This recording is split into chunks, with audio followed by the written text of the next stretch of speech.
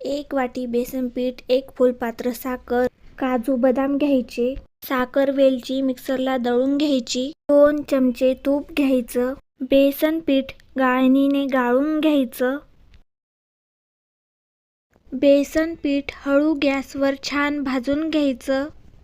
तूप कमी वाटत असेल तर टाकून घ्यायचं. बेसन पीठ क्रीम कलरचं होईपर्यंत भाजून घ्यायचं. काजू बदाम टाकून घ्यायचे. मिश्रण एका भांड्यात काढून थंड करून घ्यायचं.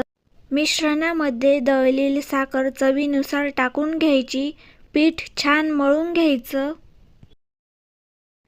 पिठाचे लाडू वळून घ्यायचे. व्हिडिओ आवडला असेल तर सबस्क्राईब करा. लाडूला काजू लावून घ्यायचे आपल्या आवडीनुसार.